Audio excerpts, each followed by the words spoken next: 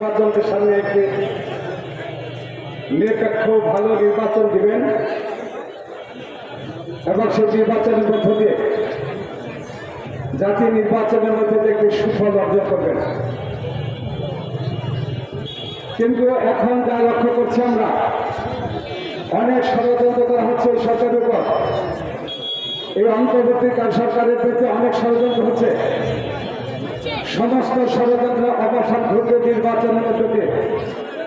তাই সংস্কার করেন, যত কিছু করেন, দেশকে বাঁচাতে হলে দ্রুত নির্বাচনের ব্যবস্থা করেন। নির্বাচনের বিকল্প কোনো কিছু নাই। অনেক ষড়যন্ত্র আছে দেশে বিদেশে। আমাদের পাশের বাড়ির পাশের রাষ্ট্রে শেখ হাসিনা,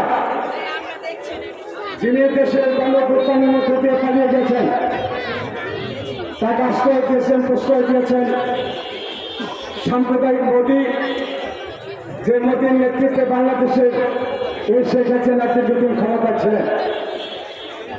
আজকে সেই ষড়যন্ত্র অব্যাহত আছে। বাংলাদেশে গণতন্ত্রের ষড়যন্ত্র হচ্ছে। তাই আমরা কোনো ষড়যন্ত্রের মধ্যে পা না দিয়ে এই নির্বাচন, এই সরকারের অধীনে একটি তত্ত্বাবধায়ক নির্বাচনের মধ্য দিয়ে আমরা একটি সুন্দর নির্বাচন চাই এবং জরুরি ভিত্তিতে নির্বাচন দেওয়া হোক। আমি বক্তব্য দীর্ঘায়িত করবো না। আপনাদের সবাইকে ধন্যবাদ।